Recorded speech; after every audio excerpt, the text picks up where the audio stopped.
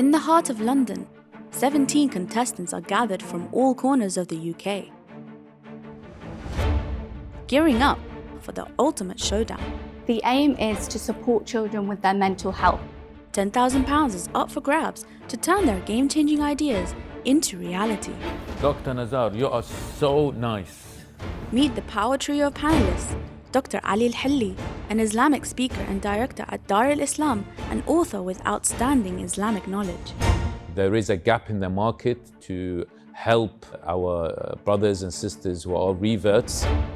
Dr. Nazar Merali, a renowned doctor, a speaker at the Salam Center, and an esteemed advocate for health.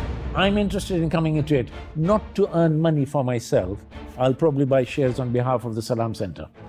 And Dr. Shabir Tijani, a prominent Noha reciter, a GP doctor, and a successful businessman. So what sort of revenue streams do you have for this so that you can keep going and keep developing this idea?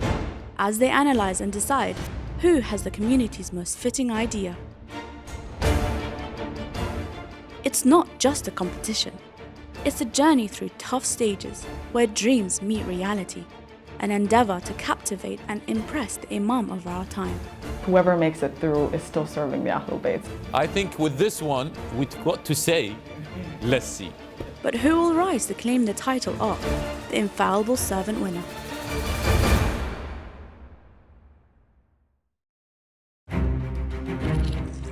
Previously on the Infallible Servant. I don't know about the judges, but I'm a bit confused. In 10 seconds, tell me what is the product or what's what is the product? service? So it is basically an online platform that provides courses for kids between the ages of 6 to 18. So these are sessions that are going to be delivered by people from our community.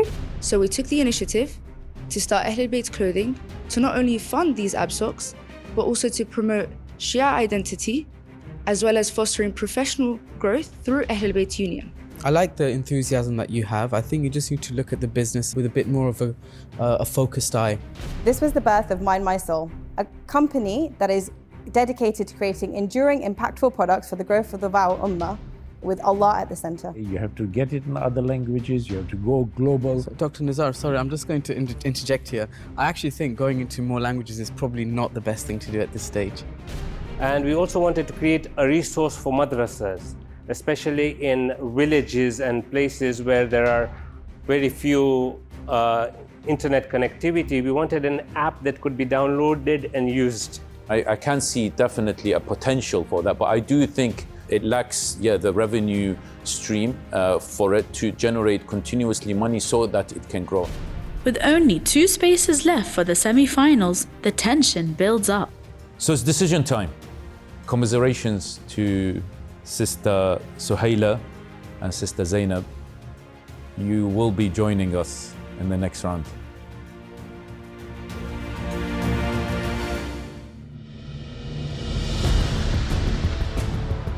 Our first contestant today is a harmonious couple, both sharing a genuine belief that their idea holds the power to assist the new generation. We're on the show because we believe our idea is very unique. It's definitely a gap in the market. We're really excited and we're really passionate about this project, to put time into it, put money into it, and really just make it happen and really just be really beneficial for our communities. We believe that we're the best people to do it because we really believe in it. Are you ready to face the panellists? Absolutely. Yes. Very nervous though. Any last words? Oh gosh. God be with us. Inshallah.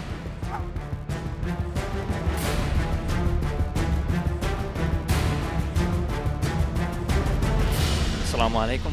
Assalamu alaikum wa rahmatullah. How are you guys? Alhamdulillah, all is well. Nervous? No, you shouldn't be. You shouldn't be. You're gonna be just fine. Inshallah. Inshallah. So can you introduce yourselves and let us know where you're from, please? Yes, my name is Niall Musavi. I am from South London. My name is Shazia and I'm from Peterborough. And what's your relationship? We're an engaged couple. Oh, engaged couple, we're getting mashallah. married Congratulations. in May. Thank you very much. Did she break your leg? I mean, long story, it was football and she's the one who actually told me to wear shin pads that day. and I didn't. So that was my lesson learned. I need to listen to my wife. She tried to save you. Yeah. Yes, she did. As how wives do, they try to save their husbands. Some break them, but that's for another day.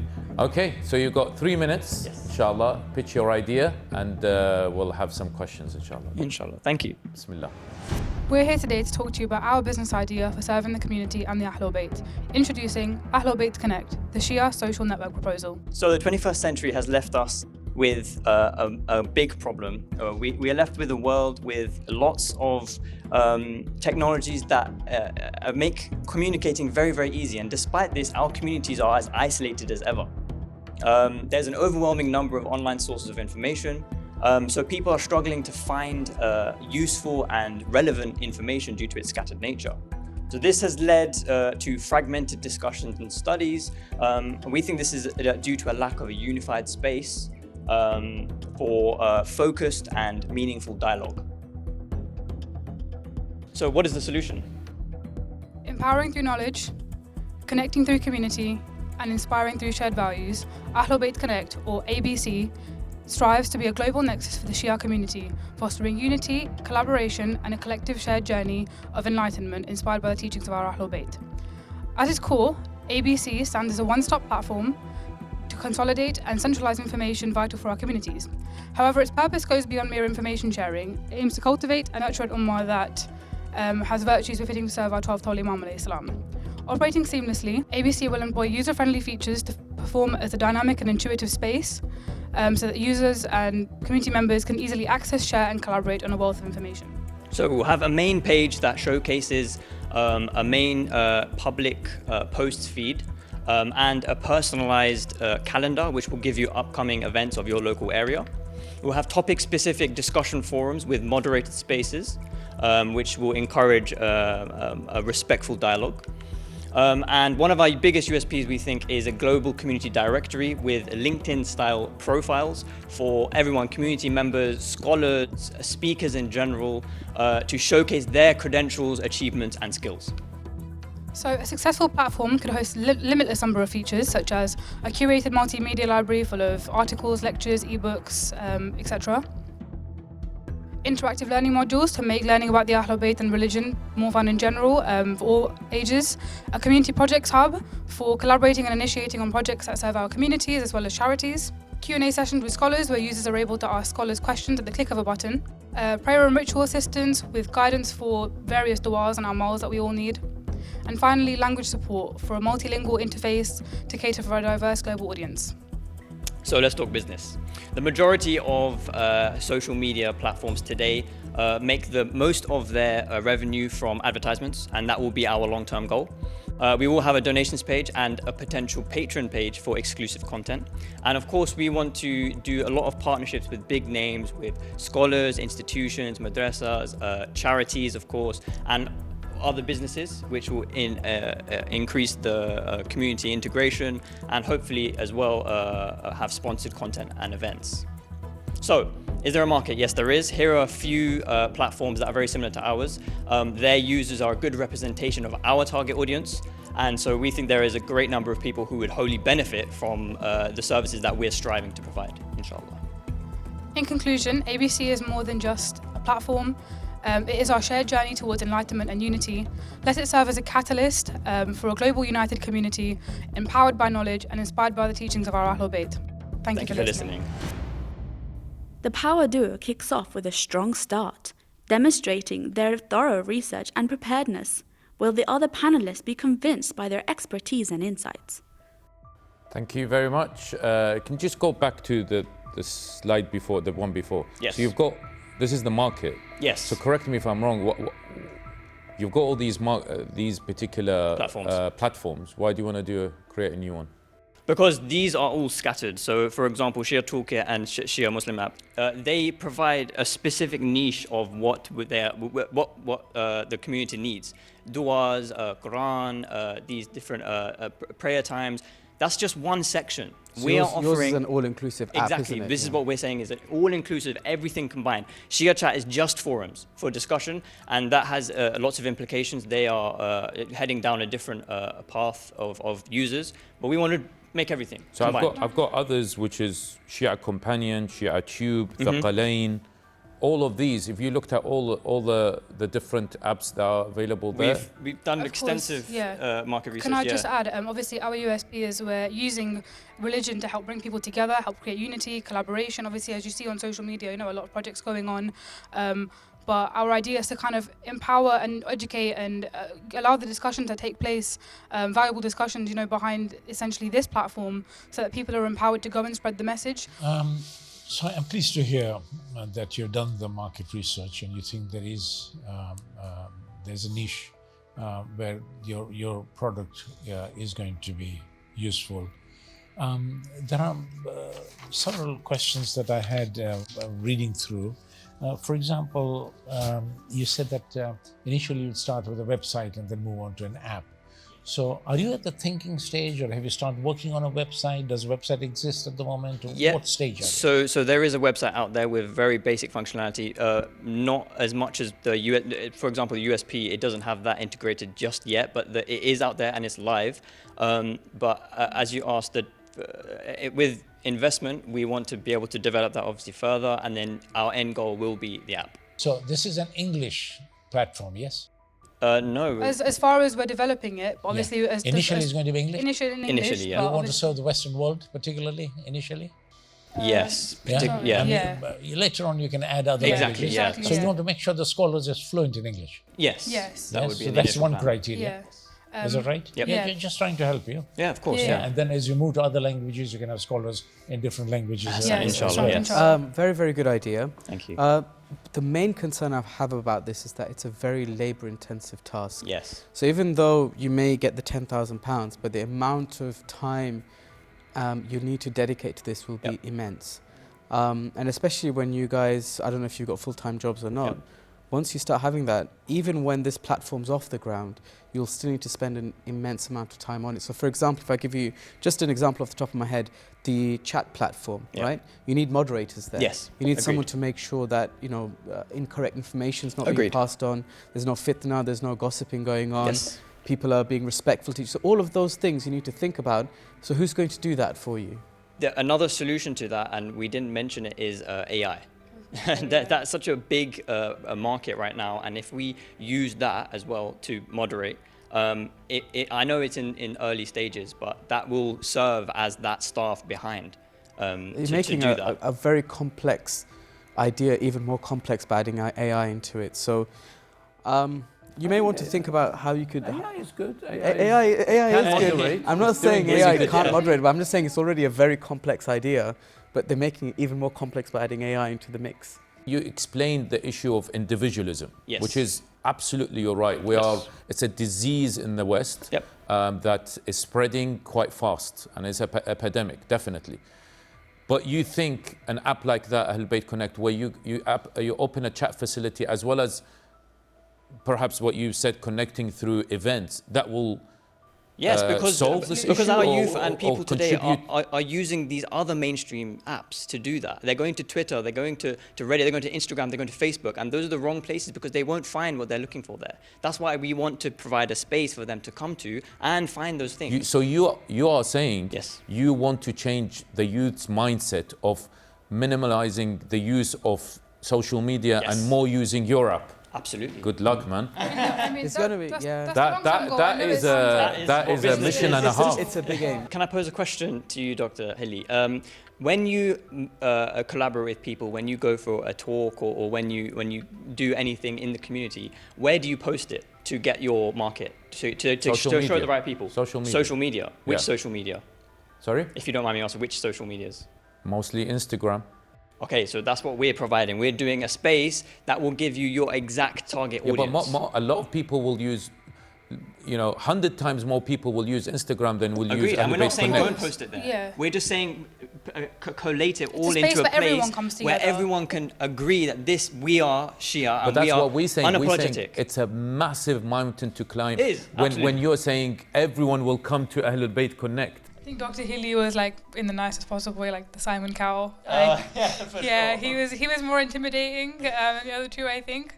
But no, they all had great feedback, and they did say like constructive criticism and stuff, which was obviously really nice to hear. I mean, at the end of the day, I think the idea is very good. The aim is very good. The execution is going to be where the difficult part is. Yeah. So you guys really have to think about that.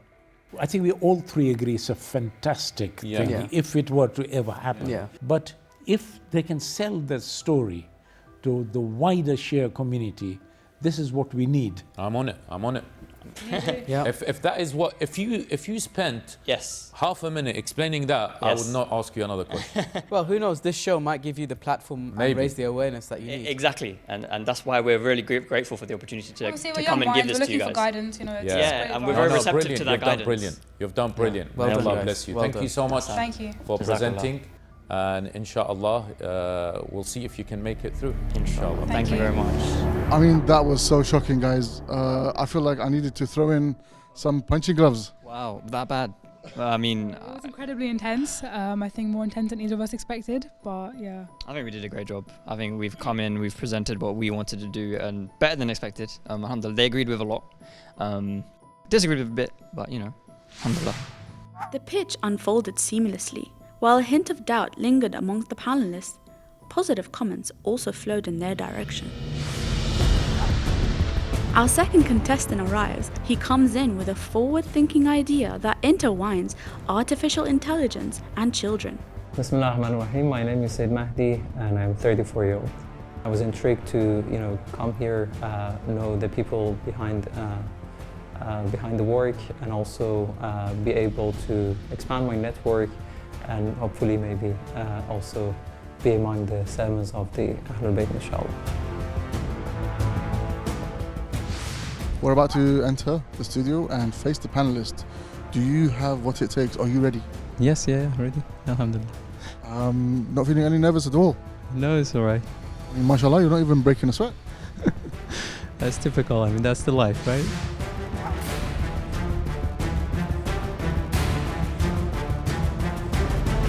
Assalamu alaikum wa rahmatullah. Assalamu alaikum wa rahmatullah. How are you, brother? Alhamdulillah, thank you You're so well, much. inshallah? Alhamdulillah, well good. So, what's your name and where are you from? I'm Said Mahdi, I'm Iranian originally. Mashallah. Where do you live?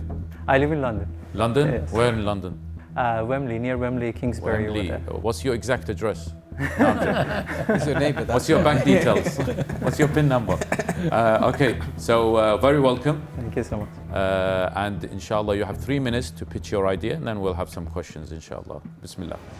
Bismillah ar-Rahman ar-Rahim. Welcome to Illumini Tales, where we believe every child should listen to tales that illuminate their young hearts and minds through the teachings of Quran and Ahlul Bayt.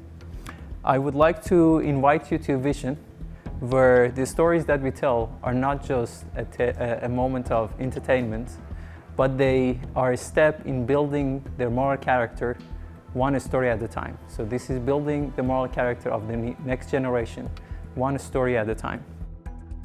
Now I would like you to enjoy a short introductory video, a window to the world of Illumini Tales. Today, I'd like to take you on a journey. The journey of a Muslim father in search of stories tailored to the needs of his children. This father was a scientist from Cambridge University who turned entrepreneur, growing an idea into an international health tech company. Yet, despite his achievements, he encountered a universal challenge: finding stories that resonate with today's children. Stories as unique and diverse as the kids themselves. Children are wonderfully different, each with their own character and needs, even within the same family. And so, from a father's quest, Illumini Tales was born. An endless stream of personalized and tailored moral stories for Muslim kids.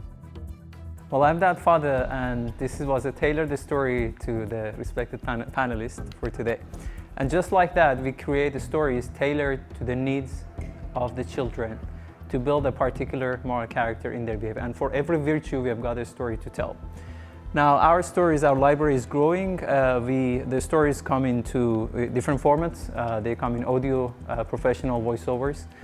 They come in the traditional text format, with digital, with visuals, and they come in animated forms. And we make the stories using AI at a scale. Now, in terms of our target audience, so the total addressable market, if you like, is obviously huge. Is all the Muslim families that have kids. But the actual market that is realistically targetable and we can achieve based on the research we've done on channels and content providers to the similar audience of Muslim families who have kids. So we think that achieving more than 1 million recurring users in less than 2 years is quite possible. It's not even that of a high dream. In terms of the business model or how we make it sustainable and growing, so these are top 3 streams that we're thinking of. One is sponsorship and licensing. As an example, for example, Safi TV might come and sponsor 30 stories for 30 nights of Ramadan, and that's one way of bringing in revenue. The other one, on the website, parents can go and request their own personalized story. Now, just to summarize what we create here and how it is different from the traditional stories that exist, this is an endless stream of stories that is personalized to the needs of the community, children, caregiver, and parents. And the story helps the kids to develop their different stages. And they come in various formats, and they can be made and delivered at a scale which wasn't possible before. And we empower parents and the caregivers in this process, so they are co-creators of the story in a sense. Thank you so much for this. May Allah bless you. I'll start with Dr. Shabir. So just to get your idea summarized in my mind, it's a YouTube channel on which you will put these videos, and your revenue, part of your revenue stream will be through advertisements on YouTube. Is that right? No, that's part of. So YouTube is just a, if you like, to some extent free marketing platform, so to get it to wider audience. But the core product are the stories that come in various forms. So one of those forms are animated tales that I have put on YouTube because I wanted to reach wider audience, and it's kind of a natural marketing. So what's the idea you're proposing? Is it an app, a website, So currently there is a website. And the stories are delivered. It's available on the website. It's also as a podcast, audio stories. And the animated versions are also on YouTube. Okay, I'll let one of my other fellow panelists so ask. this is a product that's already available on the market. Yeah, the website and the channels, etc. Right. already And available. how many stories are there on your website at the moment? So currently around 30 stories. Okay. And as I said, every week we come 1 or 2 Right. stories. So tell me your team membership and team size. Yeah, I sure. want to understand who are the people behind it. So it's myself only, and I have another full-time job as well in my healthcare company. Okay. And these are primarily the advantages, taking advantage of AI that is making this possible. Otherwise, I think this would have been a team of 5 people. How did the thinking arise? You aren't that Cambridge. I am that one, yeah. You are? Yeah. So what you illustrated in the video is yourself? That's myself, yeah. I said that father is me. Okay, that's very interesting indeed. So in the past almost 6 years or so, I have been feeling the responsibility of parenthood. And most recently, when my oldest son is now 7-year-old, so I'm engaging with him through stories, and that's when I started to see the need in communicating the moral needs and the moral messages that we want to build in our kids. And that's also when I engage in more community work. I help with Cube Sunday School as an example. And that's where I started to understand and see the need and the gap in the community of Muslim parents in the UK and generally more English-speaking parents. I just want to focus on the content of the stories. So you're presenting stories. Give us an example of a story. What are we looking at here? What type of story is it? Very good. So I'll give you 2 examples. One is the example of real stories that have happened in the history. So there is a story about Malik Ashtar. So this is based on his, walking through the market and somebody throwing rubbish at him and so on. So that story is brought to life, if you like, for the children of today. And then at the end of the story, there is a conclusion that relates it to the need of the today. So this was to build their patience. So for my son, let's say. Who writes these stories for you? I write the stories in collaboration with AI. So collaboration with? AI. AI. Yeah, I write the stories in collaboration with AI. Sorry, Said Mahdi, I can interrupt you because we've run out of time. Just to go back to this question, how much does it cost to make one story? Excluding my time and excluding your time, excluding the AI engine. Everything. No, if you exclude it, then it's zero. Okay, but no, including the AI agents. So you're paying subscription to these tools, right? AI tools. Excluding your time, how much does it cost to make one story? So it's very negligible. Okay. Yeah. What is it? Tell me. So let's say like subscription to one of them is, let's say, £50 a month. To another AI engine is maybe 300 a year. There are multiple of these engines that I'm using. So can we say it might cost you around £5? Yeah, that's I think to a good make estimate. one story. Yeah. And you're charging £50. Because I can create this in such low cost, it doesn't mean that's the actual cost of it. That's why the correct comparable is not how I can do it. No, right? you're absolutely right. You're absolutely right, because your specialist time also has a value. I've spent the past. I'm not. I spent the past 10 years in AI. No, so I'm I've been not able saying to develop you shouldn't this pay yourself. I want to know the raw, how much you're making profit out of this before you pay yourself. I think obviously you're an expert in this area, a lot of experience, and I know that should you win this, you would excel, and should you not win this, you'd also do very, very well. So either way, I think you've got a very good idea, and you'll do very, very well. Thank you so much. Final thoughts? No, thank you. I agree 100%. It's a wonderful product. I appreciate it. Thank you. Thank you so much for your presentation. May Allah bless you. Thank you so much. Well, listen, one thing's for sure, you could not ask any AI to give any of those answers. You managed to do very well. How do you think you did? No, alhamdulillah, that was good. Yeah, that's what I expected. So it is the natural questions that come. Yeah. Do you think you'll be through to the next round, inshallah? I hope, inshallah, yeah. Said Mahdi maintained his contagious smile throughout his presentation. His idea managed to ignite interest among certain panelists, leaving a sense that the future of AI might indeed rest in his capable hands. So, how do we know that there is nothing else exists out there? There's lots I've seen existing. it. I've interacted with it. But you know what? What's The difference is the cost of making it. Cost and time. The amount of time it takes to make one animation is immense, and the cost is immense. He said he can do that in a fraction of the time. That's how we should have pitched it. And getting personalized stories, that probably is a bit that I love. That's unique. nice. That's really nice. That's unique and as well. £50 is nothing. I mean, That's really nice. That's really unique. But I guess I can ask ChatGPT about making me a personalized story. So why do I need to go to his website? I can ask ChatGPT. Yeah, but my daughter is this age. She's called that, and I want it about Imam Ali, included. that needs time, your time, input, etc. No, but I'm going to fill in the same thing as I fill in ChatGPT. Yeah. So it could be the same. I would invest. I would invest in this company. Yeah. Would you? No. Would you? Because I would. No, I can use ChatGPT. No. The reason why I'd invest is because of his expertise. Good, people, highly skilled people with that level of expertise are not easy to find. Yeah. Let's see. Yeah. Our third contestant steps forward with a thoughtful idea aimed at aiding our sisters and brothers in their salah practices. My name is Fatima Bandali and I'm 47 years old.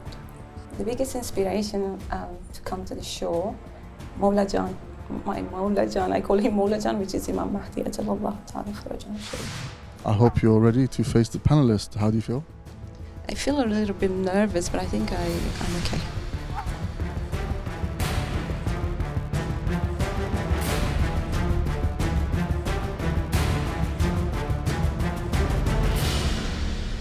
Assalamu alaikum. Wa alaikum salam wa rahmatullah. How are you? I'm good. You're well, inshallah. Alhamdulillah. So, can you sort of introduce yourself and tell us where you're from, please? Yes, sure. I'm Fatima Bandali and I'm from Portsmouth. Okay, thanks for coming. Look forward to hearing your 3-minute pitch. And inshallah, we'll have some questions after that. So, bismillah. So, my name is Fatima and I'm here to introduce to you In-App Salati, which is an application using smart technology that will revolutionize and transform the way we approach our daily rituals, such as salah, supplications, and beyond spirituality, which is including meditation, mindfulness, and much more.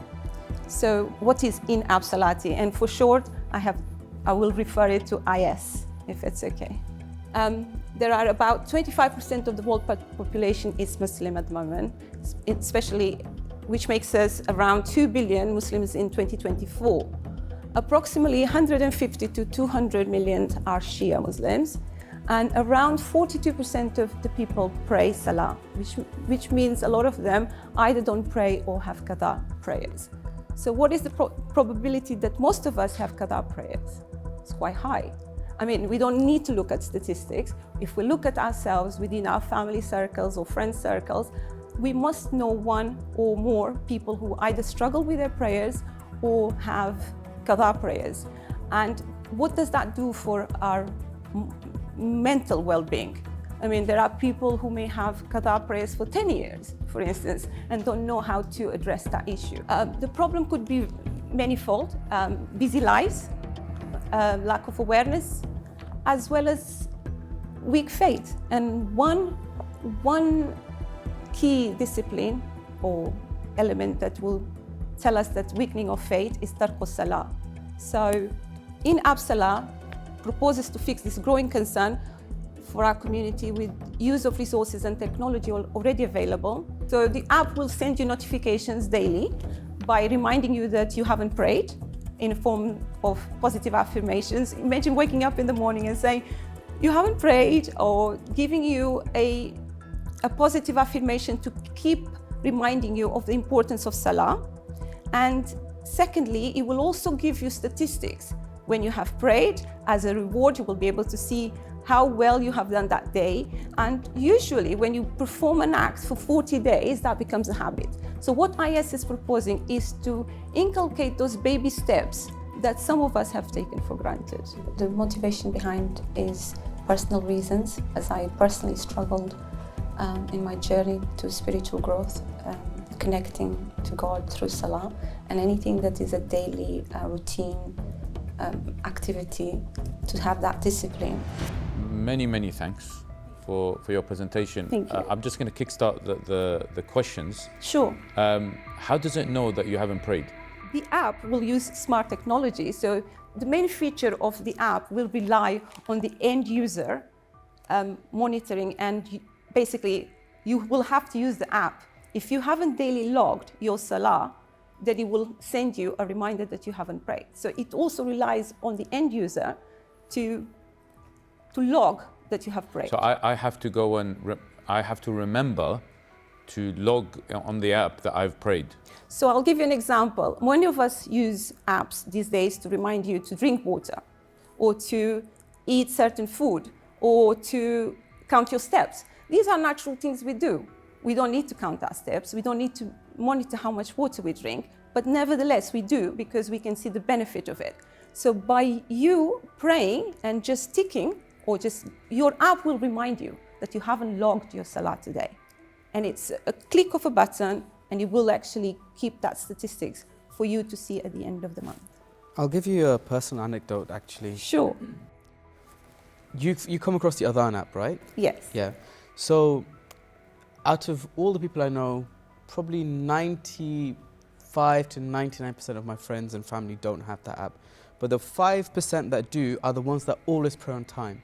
So I've got a feeling that the people that will be using this app are those that will already be very, they'll be very prompt with their prayers. I think that the target audience you're trying to get to, in an idealistic world, this is a very good idea, but in a more realistic world where we're creatures of convenience, this will be much harder to execute, I think. Azan and Iqama is widely available. Yeah. What is not widely available at the moment is a holistic system that doesn't just incorporate Azan and Iqama. This will have Salah, it will have supplications, it will have hadith, meditation, mindfulness, yoga, and much more. So it's a holistic approach. I'm just concerned about the engagement more than anything else. I know you've mentioned all the facilities, but I think the engagement will be the issue.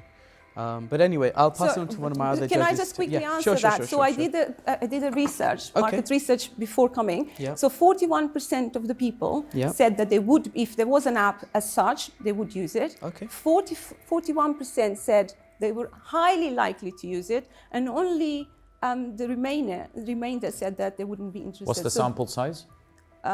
It's in-house at the moment, but it's just to give a flavor. Roughly, what's the sample size? Around 40. Okay. A modest beginning, yet a promising one. But have the panelists been convinced by the potential usefulness of this idea? Okay. Dr. Nzar? Okay, so the bit that I didn't like is that you actually have to enter that I have prayed. I'm sure technology is advanced enough, just like my iWatch picking up my steps. Yeah. But for me to go ruku, sujood twice and up again, it should be able to pick up that I've done it. Well, maybe you're doing exercise. How does it know? Maybe you're in the gym. But exercise don't necessarily follow the prayer. Well, a smart technology must be there. Maybe. Picks up exactly the prayer postures. So can I say my inspiration behind this? So I was struggling with intake of water and I drank nothing. So I downloaded an app. Every time I drank water, I had to log. But it also connected with my iPhone. So for the steps, I didn't have to do anything. And seeing the results within 2 weeks of how many steps I was doing and my motivation to drink water, I started drinking 1.5 liters of water. And the question I asked was the same. If I can do this with water, which is a basic need, why can't I do it with salah? Can I challenge you on this? Sure. Because you're saying, when you compare with water and steps, you know the advantages and benefits. If you were to do your 10,000 steps, 5,000 steps, whatever, science has shown that it's really good for you. A lot of people are talking about it. You're convinced that that 10,000 steps will be good for you. Drinking water, you're convinced that's good for you.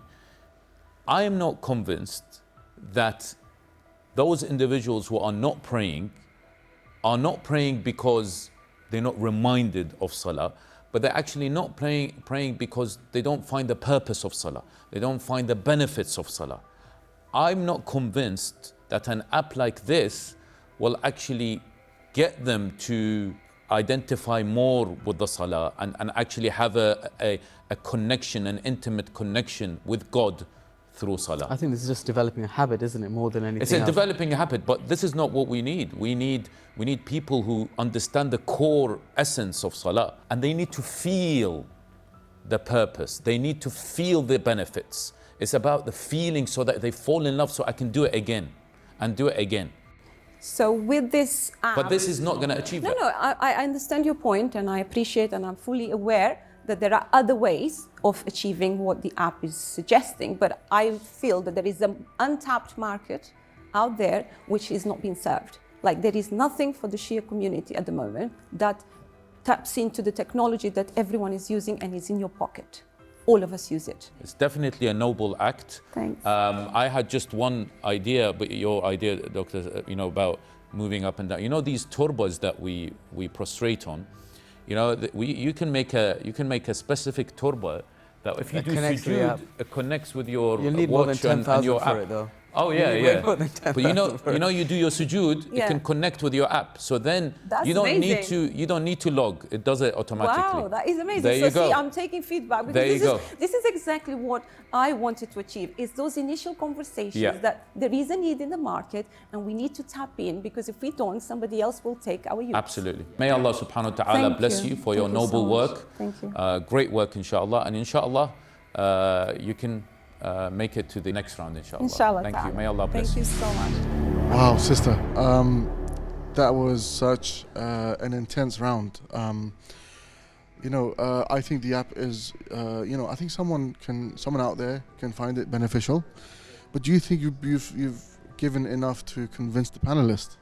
I think it's early stage to say, but I would say that I definitely needed more time to explain what the app does, and I don't think I did justice to that. And perhaps my nerves took the better of me. An idea marked by its purity and beauty, yet a noteworthy point was raised by Dr. Helli. The essence of spirituality cannot be compelled. Okay. Useful, but... actually, is it useful? I think the idea is very good. Yeah, I do think that our community, as time is progressing, more and more of our younger population are neglecting the salah, which is something that needs to be addressed. But I don't think this idea will engage with the right audience. So I've scored 0. If the 10th question, will I use it? I said 0. Oh, yeah. It doesn't attract me. But it's not for you though. Yeah, I know. But she said it's not for us. It's for the younger generation, the people that maybe neglecting their friends. Okay, let's see. Our upcoming contestant holds the title of the youngest participant on this show. Fueled by remarkable determination and passion for his project. My name is Mohammed Kazmi, I'm 16. I come on the show because I feel my idea can help the Shia community. What inspires me is because they sacrificed their lives, they went through many hardships for us to keep believing in Islam. So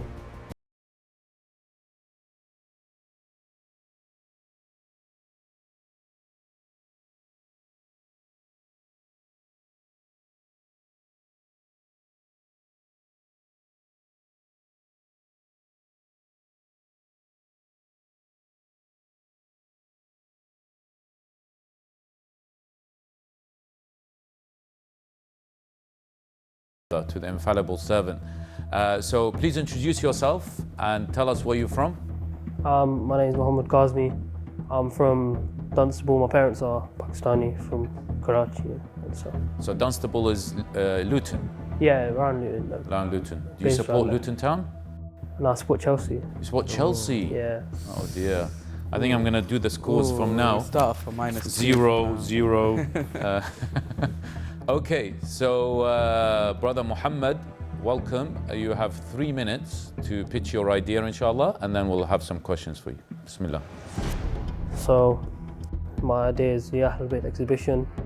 My objective is it will show the significant contributions of the Ahlul Bayt to Islam and to the world, and then spread the message of the Ahlul Bayt to as many people as possible, because they sacrificed a lot of their life and they went through many hardships. Key features.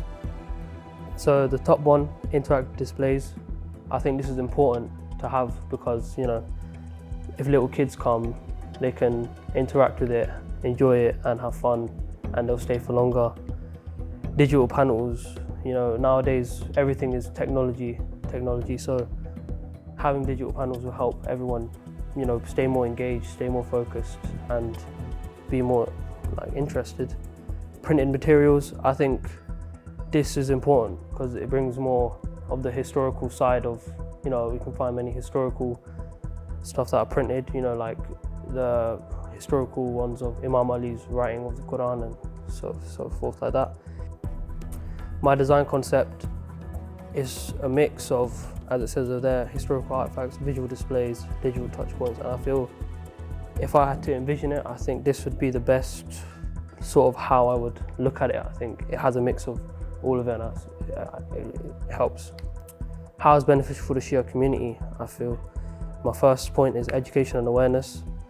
It will help more people learn about what all of them did, because I feel when we think about Ahlul Bayt, people can only talk about what Imam Ali did or Imam Hussein, Imam Hassan, but I feel with this people can learn about what Imam Muhammad al-Baqir did or Imam Jafar Sadiq did or Imam Musa al-Kazim did. Culture preservation. Shia culture, a main part of it is the Ahlul Bayt is a key part of our culture. So making this exhibition, I feel, would really integrate that into and keep it strong in our culture. Community bonding. Shias come, they can bond over this, they can make new friends. Even their current friends, they can bond by coming here, make new experiences, create new memories together. Spiritual connection. And when you learn more about the Ahlul Bayt, it's only obvious that you will become more closer to them spiritually. You will feel more love for them in your heart. And youth engagement, I feel that myself, I'm youth, and I feel the youth can use this and they can learn more about the Ahlul Bayt, because I feel maybe the youth don't know too much yet, even myself. That's why I want to make this, so we can learn more. That's the end of the slide. Excellent, thank you so much. MashaAllah, an incredible idea indeed. However, given that he's still in the early stages and with a lot of considerations ahead, can he navigate through and make it to the next phase? First and foremost, well done for coming here. It's great to see someone of your age being part of this process, and it's a very brave thing that you've done here today, so well done. I just wanted you to talk me through this exhibition plan. Obviously, you're going to use the 10,000. Is it for a one-off exhibition? Is it for a series of exhibitions? How long are these exhibitions going to last for? Who's going to come to them? That kind of thing. Just talk me through that, if that's okay. Everyone's welcome. Everyone who wants to know. It's just I want to make it so more people can learn. And will you charge people to come along, or is it free of charge? No, it's free. Everyone, you can come, you can learn, and then you can leave. Where are you going to make it? I was hoping somewhere in London, because it's the biggest city in England, and I think people want to go there. They can come and then they can look at other stuff after as well. Okay. The idea is noble, and I can't think of any institution or entity that's already doing this. I may be wrong, but start thinking about your end audience, the target audience, not only the Shia community, but the wider Muslim community and the general community. You can have 3 different types of exhibitions. What you are saying, but there are certain material that you can also use for the Muslim community. Same material. And there are certain materials that you can also use for the wider community. So have 3 separate target audiences: Shia, wider Muslim, and the general public. No, yeah, I agree with that. That makes sense. Have you heard of the Legacy? I think I've heard of that one. Yeah, so the Legacy is an exhibition. They did one for Imam Ali, and they've done one for Imam Hussein, I believe. And they've showcased Karbala, for example. I remember they had a big sword of Dhul Fiqar, for children to come and see and things like that. What's the difference, do you think, with what you will show in your exhibition? I think the difference is that, I think with the ones you mentioned, they're focused on like one Imam, like Imam Ali, Imam Hussein. I wanna focus on all of them, because I feel in one exhibition. Yeah. But I'm still struggling to see what you're going to present, Mohammed. Would you have models there, for example? Yeah, something more visual, rather. What sort of models? Like, for example, you mentioned the Dhul Fiqar in the Imam Ali one. You could have, for example, I don't know, for the 6th Imam, for example, like a model of his university, like him delivering a lecture or him sitting down with his students. What I think is really important is 2 things. One is you target this for children. And I think children really need to connect to the Ahlul Bayt Salamullah, and they can only connect through such exhibitions. If I give a lecture to a child, he's not going to connect much. But coming to such an exhibition, they will connect. Thank you so much, Brother Mohammed. May Allah bless you. And thank you for being so courageous to come to the Infallible Servant as a 16-year-old and showcasing your idea. Thank you. Nice, thank you. Well done. Taqabbal Allah. Brother, that was an amazing round. A lot of opinions, a lot of tips and ideas. Obviously, they said, maybe you can cook the idea a bit more. How do you feel about that? No, I like. I call it constructive criticism. Like they said, they like the idea, but obviously, I know myself. There's a lot more I need to think about, because I thought about it. I haven't really put enough thought into it. So yeah, I like their ideas. I agree with their ideas as well. They're smart. Given that he is still in the early stages and with a lot of considerations ahead, can he navigate through and make it to the next phase? What do you guys think? You know what? Whenever I see a youth that age coming up with an innovative idea, it just fills me with pride. Yes. So I'm very glad to see him. Very courageous, very brave. I just think the idea needs a bit more development and work. Our final contestant enters as a representative, armed with an idea aimed at showcasing to the world the profound love and passion for the Ahlul Bayt alayhim salam. My name is Sakina Datoo and I am 50 years old. So this is not really my project. I'm here to represent a sister from America. So we're about to face the judges. The panelists are waiting to hear your idea. Anything you'd like to share? What's going through your mind right now? I think it's just an opportunity really to be able to explain. It's not my idea, but it's someone else's that I'm presenting. And I love the idea. So I think, it's a good opportunity to be able to present it to the judges.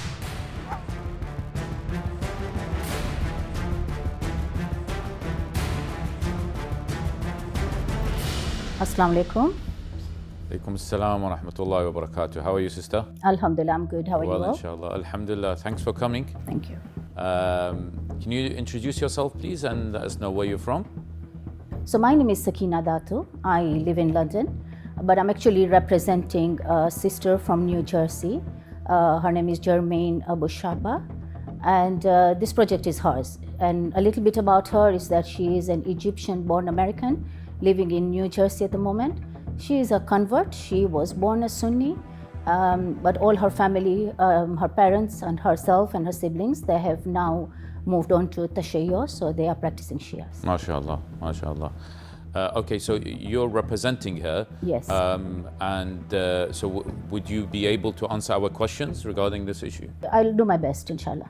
Okay, inshallah. Bismillahirrahmanirrahim. So the sister's idea is based on the book that her father has written. The name of the book is The Works Finally Speak Up. This is by Dr. Hatim Abu Shaba, who is Jermaine's father. It talks about a mock-up human rights court. It's an international tribunal whereby the perpetrators of the tragedy of Karbala are being questioned about what had transpired, basically. So Sister Jermaine would like to make this into a TV series of 13 episodes.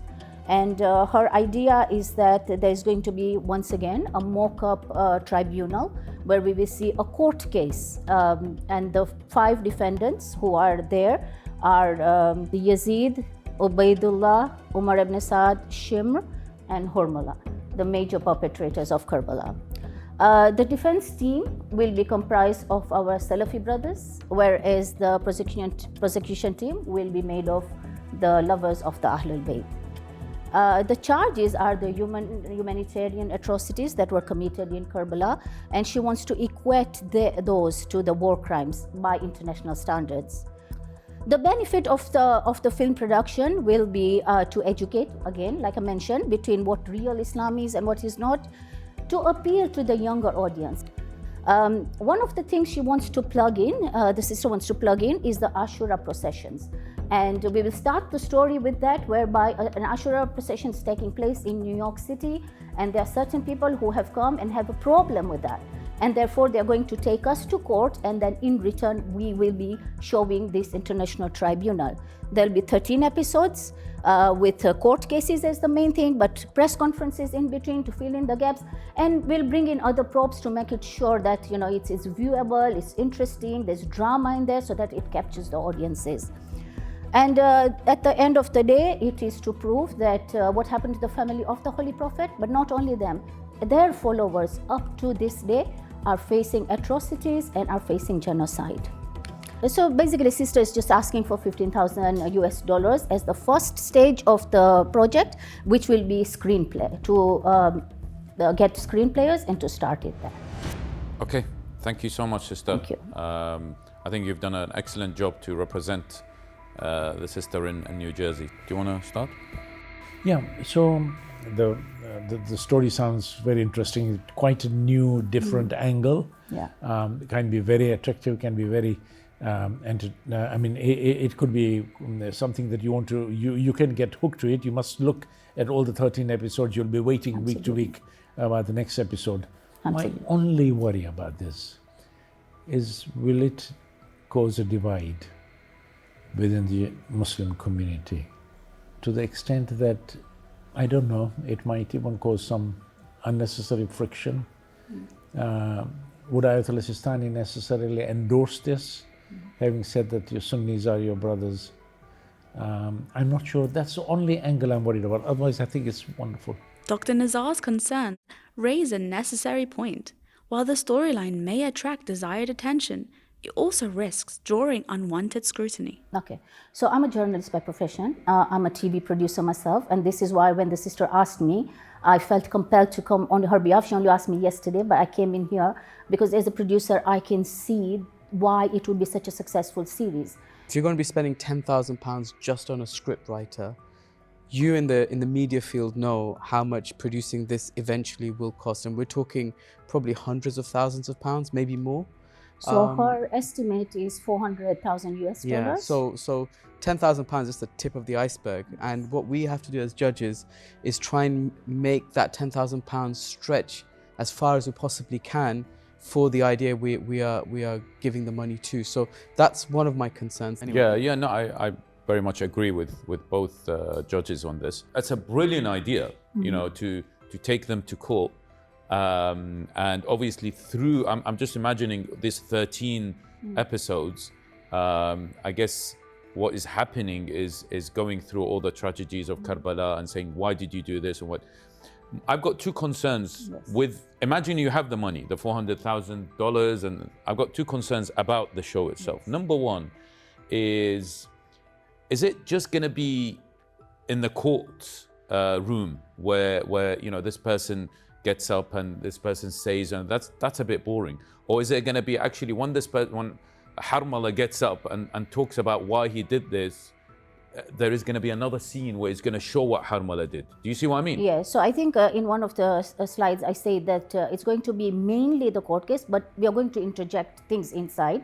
For that reason, it's a drama, it's a series. You can't just sit in court and show that. Obviously, people will switch off. Yeah. So there'll be like mock press conferences happening in between. We'll bring in factors of drama. We will start, like I said, with the demonstration happening, you know, the Karbala procession happening, and then a bit of a fight whereby, you know, somebody comes, grabs you, takes you to court. So there will be a lot of those elements that will make it a bit more interesting. I personally find that there is such a huge vacuum out there to tell the story of Karbala. Those of us who know the story have really stayed with it. We've kept it within us. We are the converted, but this story needs to be told, you know, worldwide. So obviously the producer, I guess, is this sister who's a Shia, and she already probably has a preconceived verdict in her mind. So from the audience's point of view, you want something that's a non-biased kind of a court case. Whereas this, to me, the perception is that there is a bias already before the court case starts. To be honest, yes, we've got to be respectful. We are brothers, and you know, but we can't be apologetic. I mean, our story cannot be held back. We can't just keep it within our pulpit and our mosques because we are scared of saying it. If we feel confident about our faith, we have to take it out there. And of course, there'll be issues, but you know. And it has to be done in a way that it's not for us, for the followers of it. It has to be done so it's that for other people, and not just for the other Muslims, but also for non-Muslims. It has to be done in that particular way. It's all about the drama and how they do it and the script. I think especially if you look at the younger people today, just the younger people, and the way they are in the forefront. If you look at all the statistics about how they have taken on the issue of justice and, you know, humanitarian. I mean, our generation sat back and but these young people, you know, they are out there looking for something. They want these role models to follow. They can't see them in the leadership around us. If the end message of this particular series will be these values of justice, human rights, we're against oppression, these particular really important values, I think it will be successful. Many thanks for representing the sister. I think you've done an incredible job. May Allah bless you, inshallah. Thank you so much. Thank you very much. Thank you. Thank you. Thank you. Okay, Sister Sakina, that was a tough round. How do you feel that went? I really enjoyed it, to be honest. I thought it was lovely. I mean, being from the media industry, to be able to talk about issues that really are close to my heart, to have that opportunity to discuss those issues, I absolutely enjoyed it. A truly commendable exploration of a sensitive topic. The question now, has the courage of this individual touched the hearts of the esteemed panelists? Anyway, guys, it's been a long round, 4 episodes, and 17 propositions, 17 pitches. Indeed. So we need a cup of tea and some biscuits, guys. Yeah. And how has it been for you? I've loved it, every second of it. We've seen some whole plethora of different diverse ideas, it's lovely, isn't it? Innovation, young people, commitment, really good ideas. Every single one of them passionate. Mashallah. Let's see who. It makes me proud. Makes me proud. Absolutely. And I think there are more people out there. Yes, absolutely. More people out there who have really good ideas. Season 2, they need to apply. But you know what? We need people with these people are different to a lot of people have ideas, but these people are willing to put this in action. It's not just ideas, but actually in practice. Anyway, I need some Iraqi tea now. Yeah, but let's see.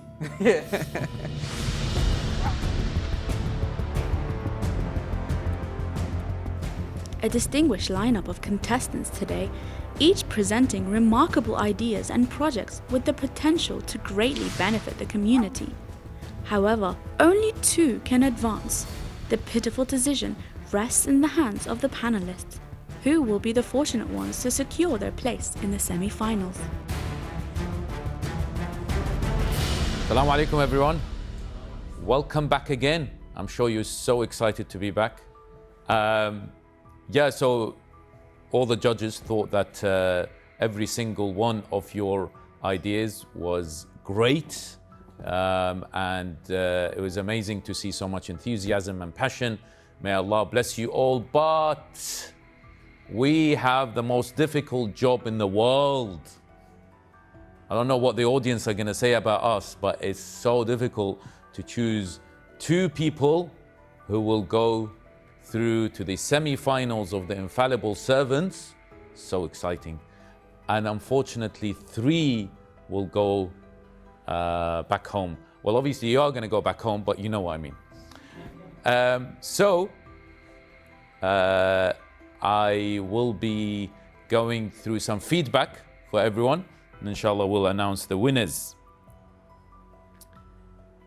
So starting with Brother Mahdi, it's a much needed idea. You've done an incredible job so far. You know, we were very impressed by the job that you've done so far. You're obviously a specialist. You're using the latest technology, AI, etc. And you've reduced the cost so much that it's really very impressive. However, don't be so happy. I know there are other apps available that do stories for children. There's lots available on YouTube. So what's so unique about your application?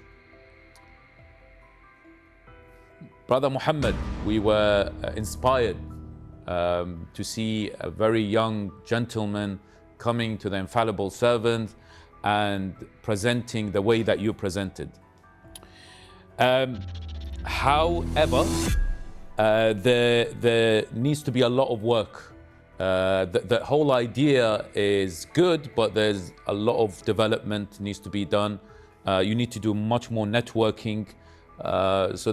You need a team behind you, a big team, to try to support you in the work that you, inshallah, are going to do. Na'il and Sister Shazia. It's useful. The app is useful. We of course want to make sure that people connect from all over the world. Individualism is killing people, really, especially after COVID. It's the H word. However,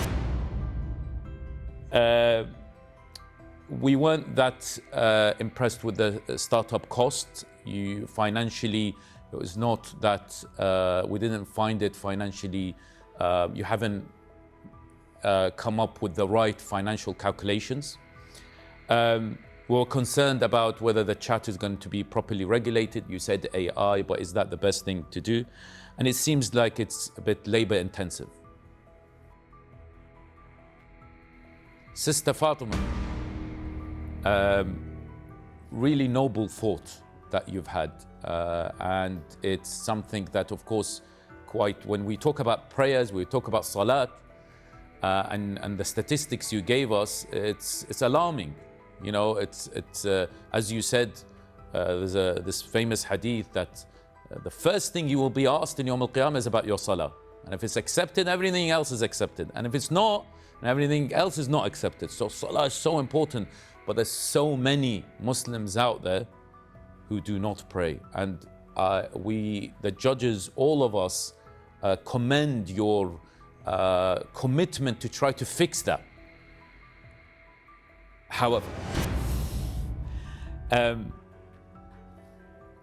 we don't think it's a very practical app, especially if there is a manual intervention where you've got to log, that you have prayed, etc. But there could be some innovative idea, perhaps AI or any other thing that will make it automatic. Last but not least, the representative of the sister in New Jersey, and Sister Sakina, you've done an incredible job to represent her. It is definitely an innovative idea.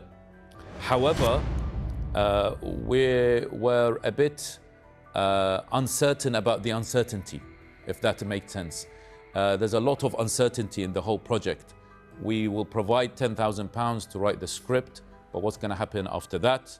And there's a lot of issues, a lot of things were speculative.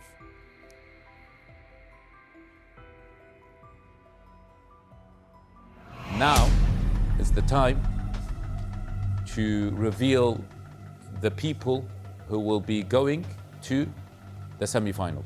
Are you okay? Are you sure? Okay.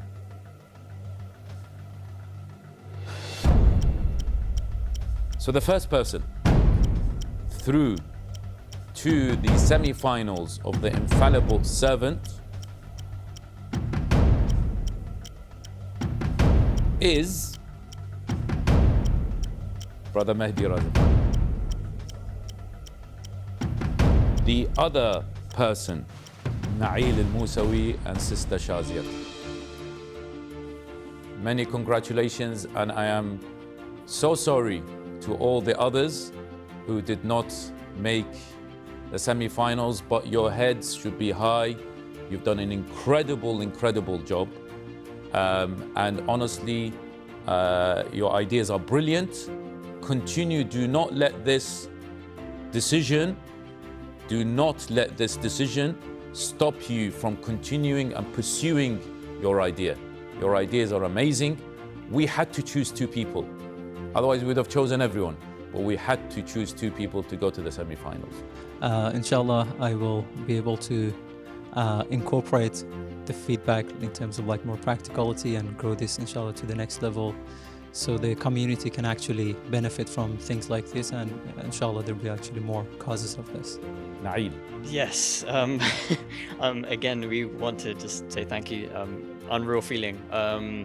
We will definitely take on the guidance and the comments that you guys had. I think that's the most valuable thing that we're going to take from this experience. And definitely, tunnel vision into what you guys said and all the improvements we need to do. And we know we need to do a lot of work on the financial side. Yeah, I think we're both just really excited, and it's an honor to be chosen, especially among such great ideas, great personalities. But yeah, thank you guys so much for the opportunity. Great, thank you everyone. May Allah bless you all. It's an unreal feeling. I'm like, how are we getting through this? I'm happy with the experience, but with the decision, I wouldn't say I'm happy. I feel I deserve to go through. It was really inspiring to see young people coming forward and presenting their ideas, and genuinely as a community, I think we should be very proud of them. All of us had great ideas, and each one of us believed in what we came to present. Very grateful, honoured to be getting through with contestants as great as the ones we've had today. But yeah, alhamdulillah. No matter of the outcome, they are effectively being promoted. So alhamdulillah, you're initiating a great cause that is promoting in all these different ideas to the cause of Ahlul Bayt. The candidates were all brilliant. They were friendly. I got on with them, and the 2 that went through, I hope the best for them. I hope they get to the final. I look forward to the next round to watch and see who's going to be the winner.